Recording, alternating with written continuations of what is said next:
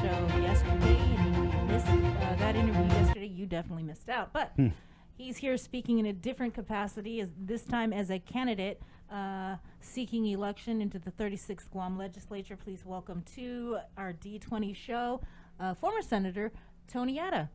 Good morning, Senator. Good morning, Bree. Good morning, Chris. With yesterday, it just goes to show that the people are paying more attention now, more than ever, to what our government is doing across the board. And we just need to continue to have people stand up for what is right and continue to stand up for our people on our island. Senator, that was definitely a side of you that I have not seen before. You're obviously very passionate about this economy, so we'll just start right there. If elected to the next Guam legislature, what bills do you plan to introduce that would address the economic issues that your party brought up in their press release this week? Well, Chris, the introducing bills, priorities always change, and our economy at this point in time is very important. We need to look at what we can do to start building from the inside out, so that we can get more businesses open. We need to work on getting our people back employed again to the workforce.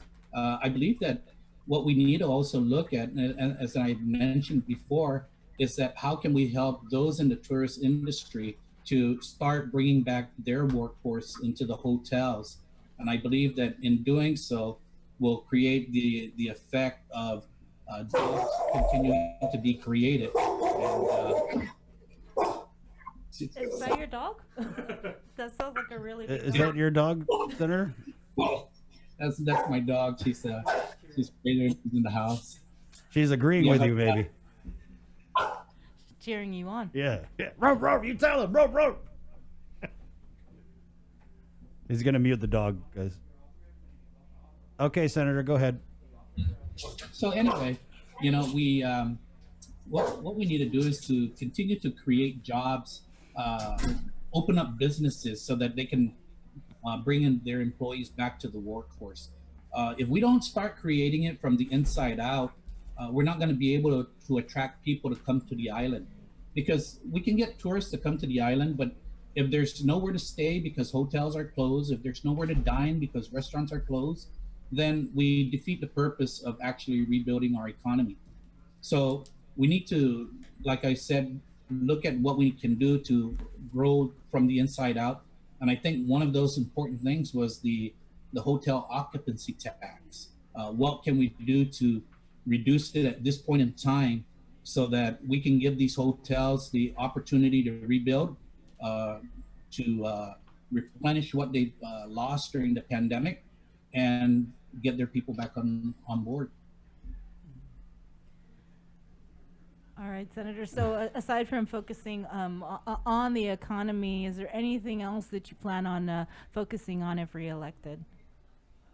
Yeah, I was listening into the vice speaker, and that is also going to become an issue if unemployment and the downturn in the economy continues, is the opioid addiction.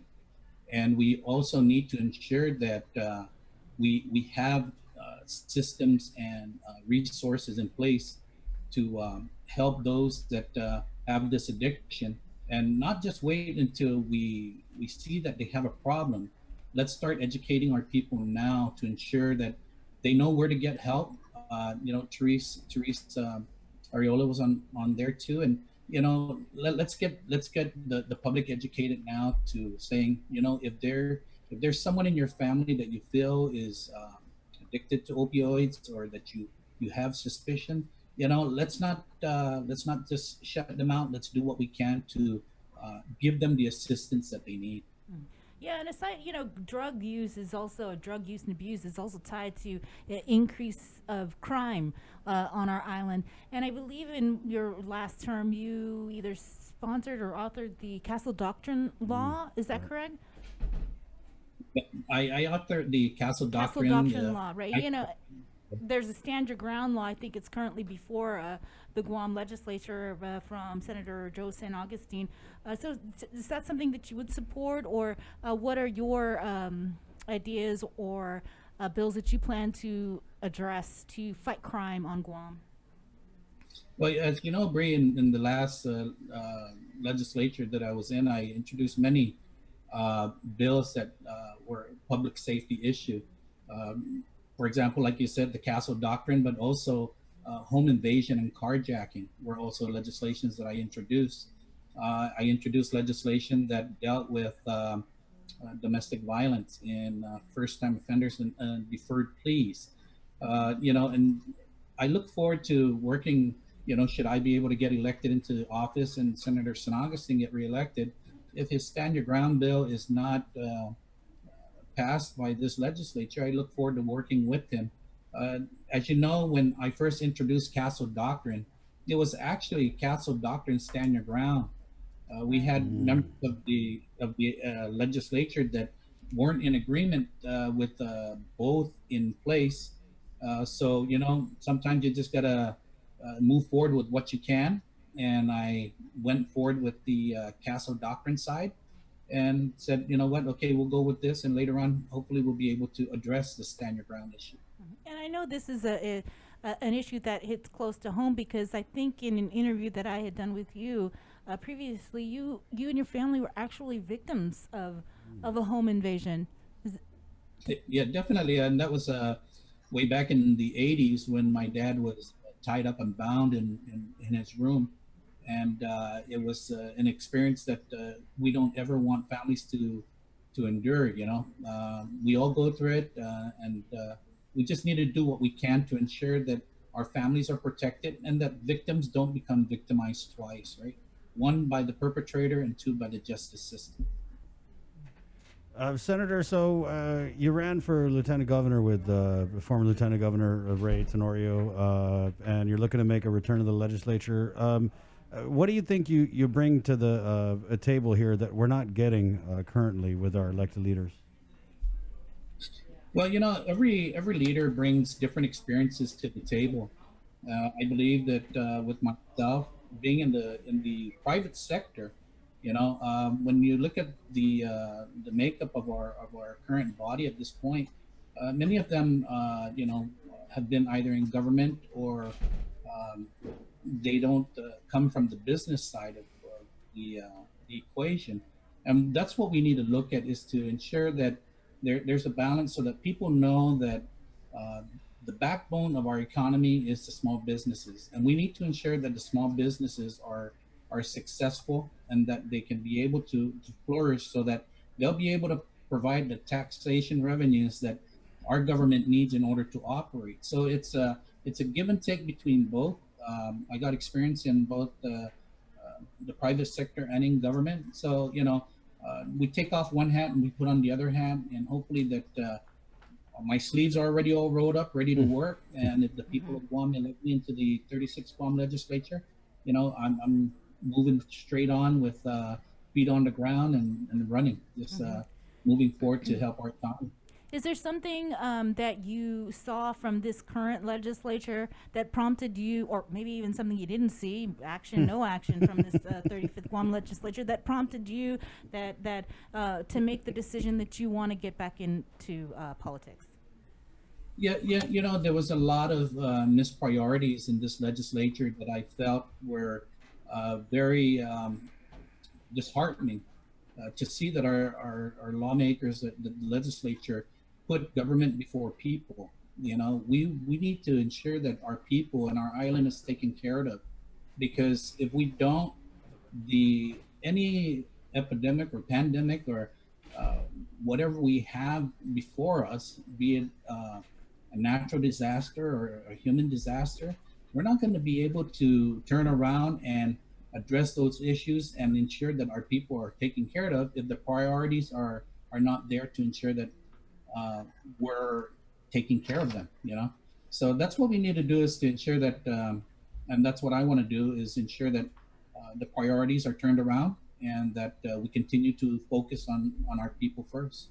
Senator, so I'm sure as you know, the 34th Guam legislature, like night and day, really, when compared to the 35th, in when I say that, I mean in how they were very critical and really played up that checks and balances role that a legislature is supposed to play. But what we have seen, and I'm sure you're well aware of this, is we have a Democrat governor in Guadalupe, Democrat majority in the legislature, not really for the most part seeing that independent mindedness, mindset, or even the check and the balance. I mean, there's like probably 3 senators that I can think of the top of my head that really try and hold this administration accountable. How do you plan, if elected to the next Guam legislature, to do that?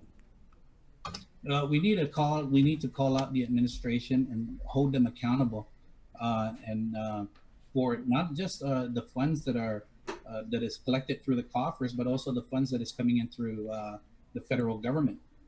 Transparency. We need to ensure transparency, and we need to ensure that the last time I checked, there were 3 branches of government: judicial, legislative, and executive.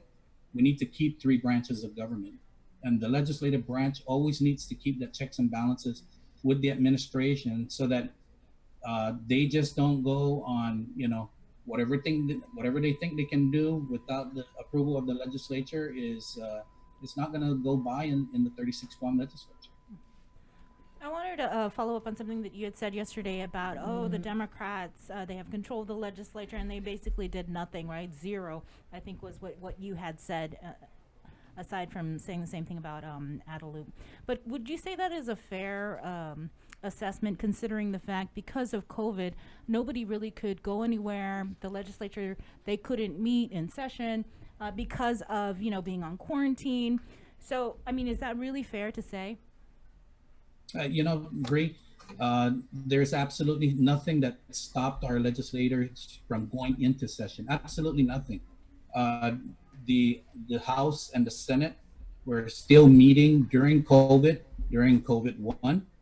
There was absolutely no reason why our local legislators could not go into session, and they found a way to do it weeks after.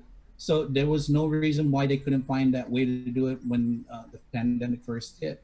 So is it to say that it's unfair to say that they couldn't do it? No, absolutely not. I think that when we have elected officials during good times, and most especially during bad times, they need to be there for the people and keep working for the people regardless of what's going on. Because if we're going to stop government in the middle of the pandemic, then I think there's no need to have anyone there to do anything. We need to ensure that our government is operational at all times, both the executive, legislative, and judicial branches, because whatever emergencies come up, we need to ensure that they can be addressed immediately and without hesitation or delay. Well, Senator, was there something else you wanted to? No, Senator, we're near the end of your time, so we're going to go ahead and give you the floor for the next minute and tell people why you think they should bring former Senator Tony Ada back to the halls of the Guam legislature. Thank you, Bree, and thank you, Chris. To the people of Guam, I've had the experience in government in the past legislatures. I served as your senator. In the private sector, it's always about helping people. Even in my own business, we continue to help our people in good times and in struggling times, and most especially in the struggling times. I'm ready to work as your senator in the 36 Guam legislature, and I hope that you give me the opportunity to continue working for the people of Guam in the next legislature. And I humbly ask for your support and your vote in both the upcoming primary election and the general election. Thank you. Thank you, Senator. There you go. Thank you. Former Senator Tony Ada, Republican Party. We've got a few Republican candidates here at 9:33. Let's keep it going and bring on the former chief of the Guam Police Department under the Cabo Tenorio administration, senatorial candidate on the Republican